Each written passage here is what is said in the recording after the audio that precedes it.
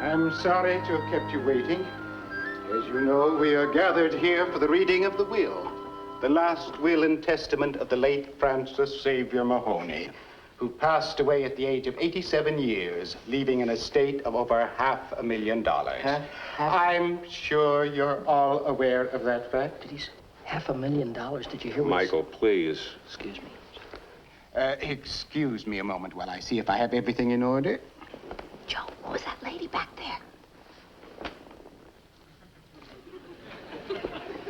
That's Abby Fairchild. She was Uncle Frank's housekeeper for centuries.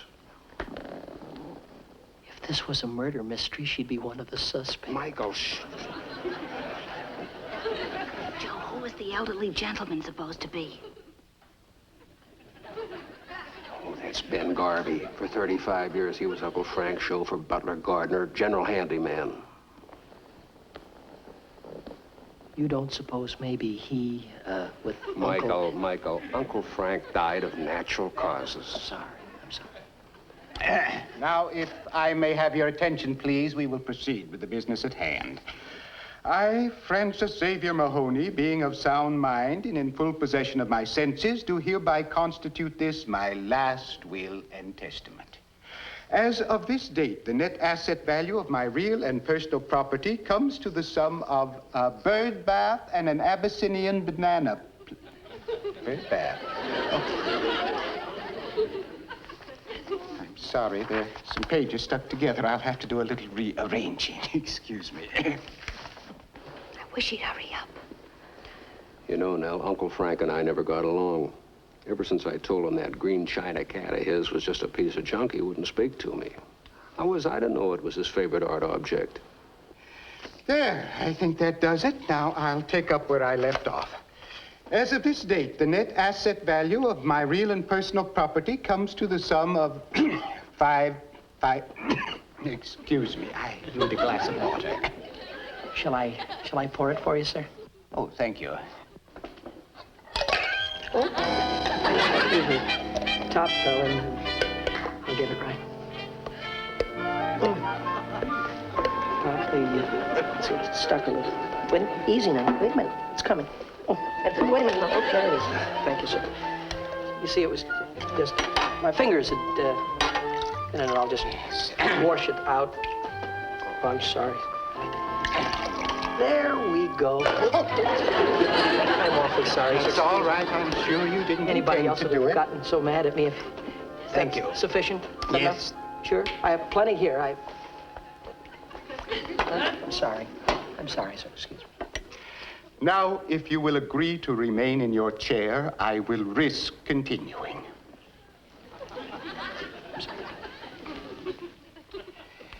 The net asset value of my real and personal property comes to the sum of $530,280.95.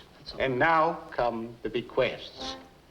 To my faithful, loyal, and hardworking housekeeper, Miss Abby Fairchild, who has served me well for the past 23 years, managed my household efficiently, anticipated my every wish, prepared my meals, and paid all the bills with never a word of criticism or complaint, I give, devise, and bequeath the sum of $1. Don't frown, Abby. I happen to know that you have held out from the household budget enough money to take care of you very comfortably for the rest of your life. And to my loyal chauffeur, gardener, and jack of all trades, Ben Garvey, who has been like a right arm to me for the past 30 years, I leave the sum of $1. Hey, that must make it pretty bad. Ben, I happen to know that you are secretly married to Abby, so you won't starve either.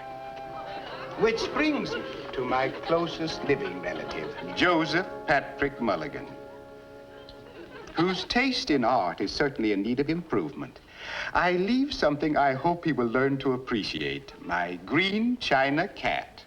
Is that all? Mike. Period.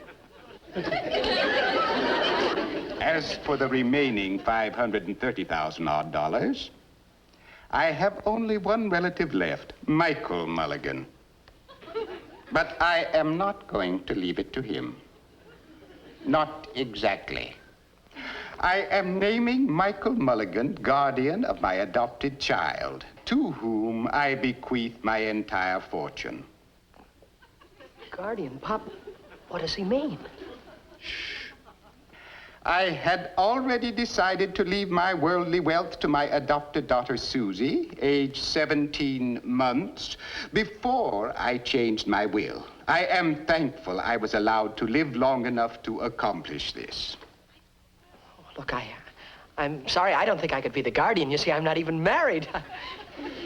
I hereby designate Michael Mulligan as legal guardian of Susie Mahoney and her fortune until she shall reach the age of 21 or marry. Oh, but really, Mr. Lowe, Michael can't think of assuming the responsibility of caring for a baby. Of course not. He's too young. It's entirely out of his line. What was Uncle Francis thinking of to do a thing like this? Oh, just some more revenge because I criticized his green china cat.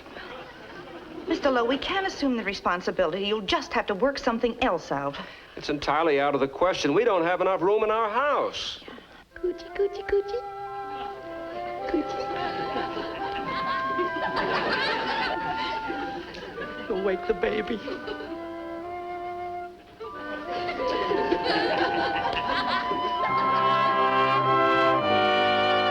I just hope we haven't forgotten anything. Baby Susie arrives tomorrow afternoon. Ouch, the darn screwdriver. Joe, watch it. After all, this is a baby's room. I think it's cute, Mickey being guardian of a baby. I can hardly wait to see them together. I'll bet the baby will wind up taking care of Michael. No, Joe, you're mistaken. Having a baby has changed Michael. There's nothing childish about him anymore. He's settled down. Suddenly he's mature. Say, Yeah, really mature. I hope Susie can ride this thing. It's very dangerous. They're putting her through me 3 times coming through the living room.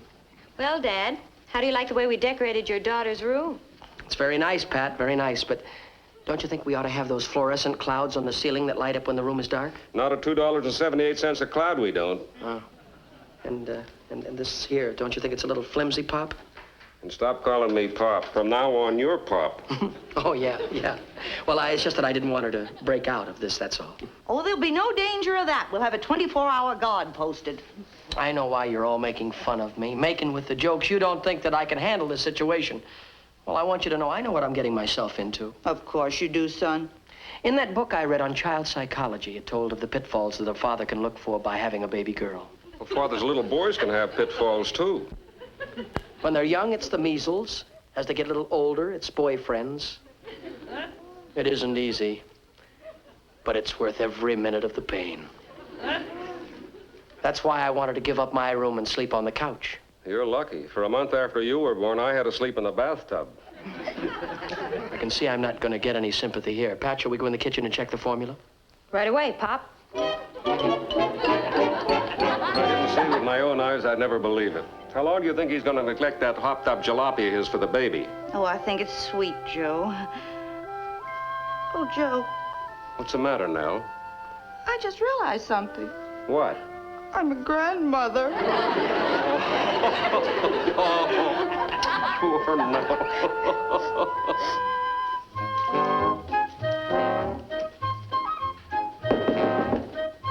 Yes? Mr. Brown, sir? Oh, it's you. I should have known this wonderful day couldn't go on forever. Mr. Brown, if I may, I'd just like to offer you a little cigar. No tricks. Oh, I assure you, it's no trick cigar, sir. You see, I've just become a father. Oh. Father? Yes, sir. In fact, the baby just arrived about 19 minutes ago. Well, congratulations. Thank you very much. Boy or girl? Girl, 17 months old. 17 months old. And it just arrived? Yes, sir, by air. No, hold it, hold it. Evidently, you and I are talking about two different subjects. Let's start over again, huh? I was under the impression you told me you were a father. That's correct, sir. It is? Yes, 17-month-old girl. Now, let's not start that again. Mulligan. Yes. If what you tell me is true, that classifies you as a cad. But, Mr. Brown, You've been married all this time, and yet you've led Pat to believe you were a single man. That's contemptible. No, Mr. Brown, sir. Pat, will you come in, please? I have some very shocking news for you. You have something mixed up, Mr. Brown. Yes, Mr. Brown? Pat, I want to expose Mulligan here for the bounder he really is. Bounder? That sounds worse than a cad. Pat, did you know that he was the father of a baby girl? 17 months old, sir. Don't confuse the issue. Oh, then Mickey's told you about little Susan. Isn't it wonderful? Wonderful. I must say you have a queer sense of values. Well, I don't see anything queer about them. Why, I look forward to helping Mickey take care of the baby. How does his wife feel about that? Oh, Mr. Brown, you misunderstand. Mickey isn't married. No. No, he's been appointed legal guardian of little Susan. That's right, just guardian, sir. You neglected to fill me in on that little detail. That makes quite a difference. Well, Mr. Brown, Mickey, I've been has trying... the baby arrived yet? What does it look like? Well, she's arriving now. Mom and Pop are at the airport meeting her. I haven't seen her yet. I'll see her when I get off work tonight. Oh, I want to go. Oh, Mickey, isn't it thrilling? Certainly is. Why don't you two run along? You'd be no good around here anyway. Oh, thank you. May we, Mr. Brown? Go ahead, run along. Oh, wait just a moment, Mr. Brown, please, sir. Thank you. I'm running a little short. This is for Mr. Gordon in transcriptions.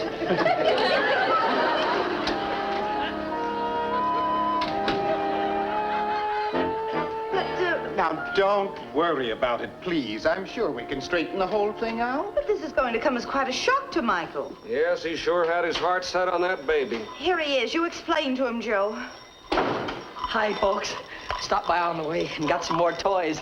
Where is she? Michael, there's something I have to explain. Later, will you please, Pop? Father's home. Susie. Susie. Yes, Father?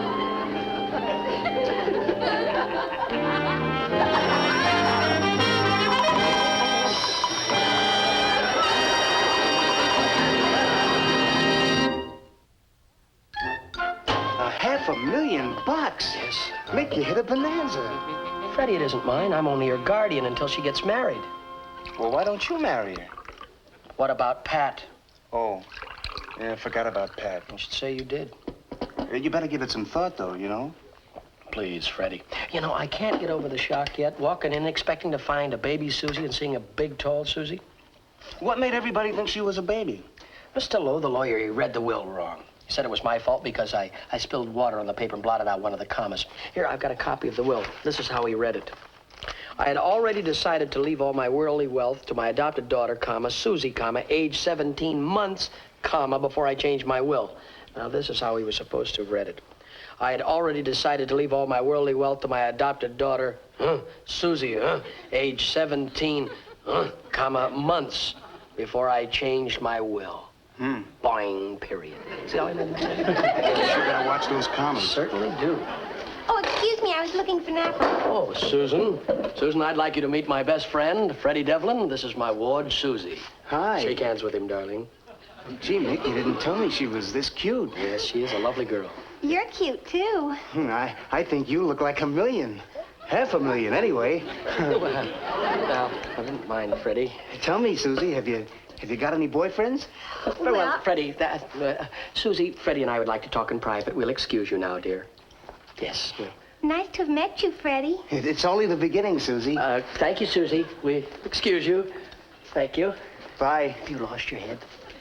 You lost your head, boy. What's the matter? What's the matter? Listen, don't you realize that she's my ward? She's my responsibility, and I don't want you to botch it up? Oh, Mick, I was just being neighborly. Yeah, well, be neighborly with somebody else's $500,000, will you? I couldn't help it if she felt for me just like that.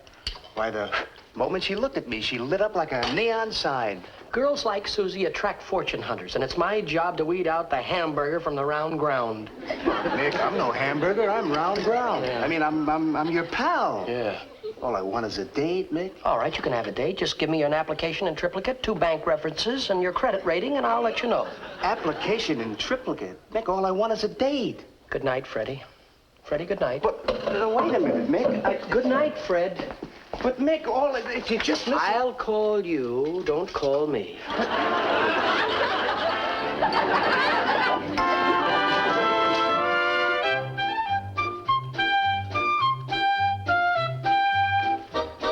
I don't know about the rest of you people, but I'm ready for bed. Me too. That should do it. And don't stay up too late, you two. I'll be right in myself. Good night, kids. Good night, family. Well, I'll be turning in too. Good night, Mickey. Oh, wait just a moment, Susie, my dear. I would like to, if I may, have a chat with you. Well, it must be serious. You're using your guardian voice. Susie, you are reaching an age where you're going to meet a certain type of young man. A type like, Freddie. Oh, I think he's cute. Freddie cute? That's just a trap. Do you know that he spends an hour trying to comb his hair to make it look like it's not combed? I can't believe it. That's right. Well, Freddie seems so sophisticated. Sophisticated, Freddie? Oh, child, sophisticated, huh? You do have a lot to learn. Now, don't let his appearance fool you. He might look like a 22-year-old man, but he's actually much older. He's 24 and a half. I like mature men. Tell me, child, do you know any young men your own age? Well, there's Harold. Harold? He's 21. That's nice. Harold and I were going to be married last month. But before we could get permission, Uncle Francis died. That's too bad. Then later on, Harold and I had a spat, and I was sent out here. I guess it's all over between Harold and me. Don't you fret. It was probably all for the best. He might have been a fortune hunter for all we know. Harold is worth $2 million. That's typical of those rich fellows. They're always fortune hunters. Gee, you know a lot about life. Yes, I've learned through experiences. Bitter, unforgettable experiences. And now that you've come to the city, I want to warn you about the wolves. Wolves? I want to show you how to handle them. Let's just take the piano stool here and pretend like it's a bus bench here, you see, and this will be a street lamp, and you will be seated on the bench waiting for your bus. Okay, I'm waiting for the bus. That's right, and I'll be a stranger. I'll pretend like it, and I'll try and make a date with you. All right. Good. Here we go.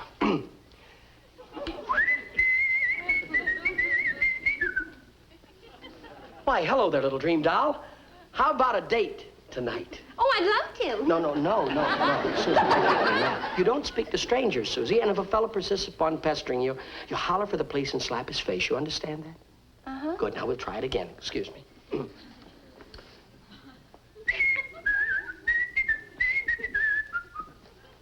Why, hello there, little dream doll. How about a date tonight?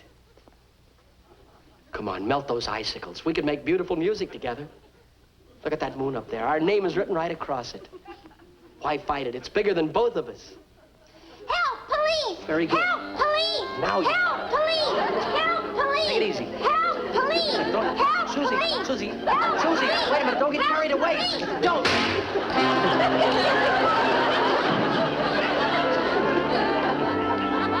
I guess I overplayed my part.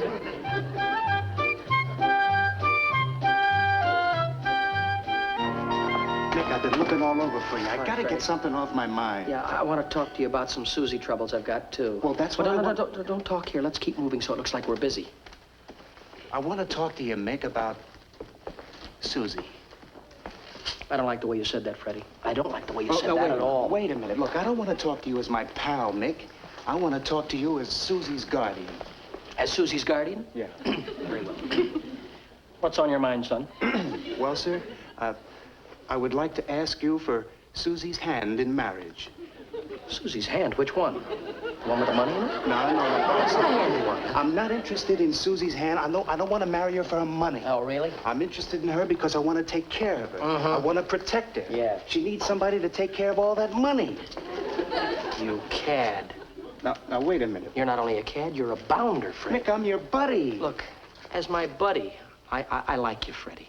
But as my son-in-law, I couldn't like you. Well, what do you mean? Well, every Father's Day, you're going to have to buy me a tie, right? Right. And you have miserable taste, Fred. No, never in a million years could I let you marry Susie. Besides, you're not going to be around for a million years. Why? Her boyfriend just got in town. His name is Harold Banks. He's from Boston. He's one of the Boston Banks. Uh-oh. That means we don't have too much time. Say we don't. I heard him say that they wanted to elope any minute. Oh, there goes the whole ball game. That's why I've been trying to keep them busy watching shows. They're in Studio A right now watching that quiz program, Win or Lose. But if they want to elope, I don't see how we're going to stop them. By keeping them busy watching the shows. And then after I get off of work, I can keep my eye on them personally. I tell you, Freddie, they're not going to elope if I have anything to say about it. Atta boy, Mick. Oh, here's Pat now. Hiya, Pat. I can't talk now, Mickey. I'm in an awful hurry. What's the matter? We're having trouble with the show that goes on in a half an hour. The contestants didn't show up. Well, can Harold and Susie watch your show after they get out of Studio A? Well, sure, if they hurry up. Oh, Mr. Brown is so upset. Oh, here they are now. Harold, Susie. We sure enjoyed the show. Yeah, well, would you like to see another one? Another one? Yes, I don't know what show it's going to be, but I'm sure you'll enjoy it. You just go with Pat, huh? Come on with me. That takes care of 3:30 to 4.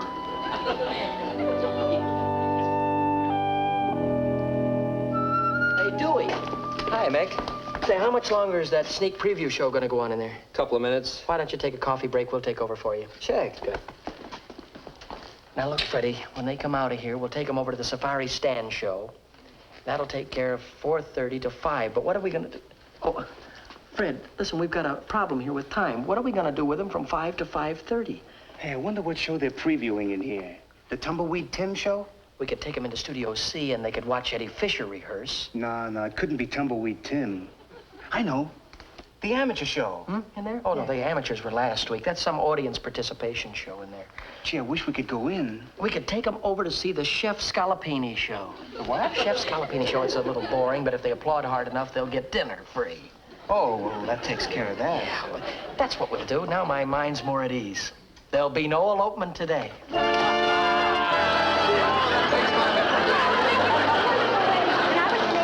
They saved the day. What a lucky break for us they had a marriage license. Well, what show was that in there? Here comes the bride.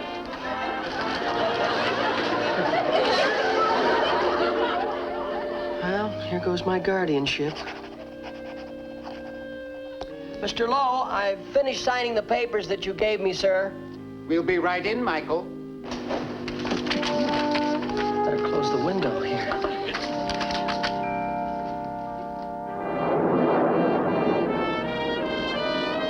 Hi there. I've got an important message for you. I guess that takes care of all the signing. I know it seems like a lot of red tape, but it's necessary in order to put title to your assets in your married name, Susie. What's the matter, Nell? I just realized I'm not a grandmother anymore. Oh, it's all for the best. You look too young for the part anyhow. Everything seems to be in order. Well, I guess that about does it. Susie, I'm no longer your guardian. Excuse me, sir. Harold, you'll have to take over from here. Thanks, Mickey. Good luck. I wish I could have a husband and a guardian, too. I'm gonna miss you, Mickey. I'll miss you too, Susie. Gee, Mickey, I'm sorry we went ahead and got married without your permission. But it was just too good an opportunity to miss. Well, I guess I just wasn't cut out to be a guardian. One moment, please. There's a codicil to the will. You people never gave me a chance to read it at our last meeting. The codicil. Oh, of course. How could we forget? Now, if I may have your attention, please, I will read the remainder of Francis Mahoney's will. Would you care for a little more water, sir? Don't you dare.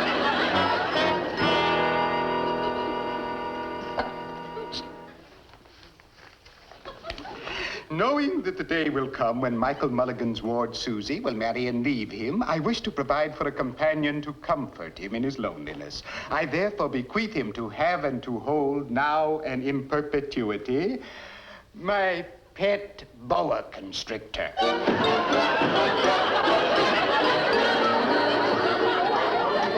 Are you sure you didn't miss a comma somewhere? Period. Mickey Rooney will be back in just a moment.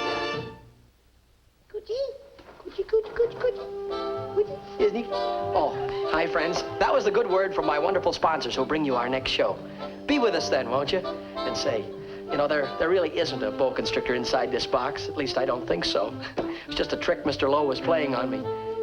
But if you would like to find out whether there is one or there isn't one in the box, you open it up and find out, not me.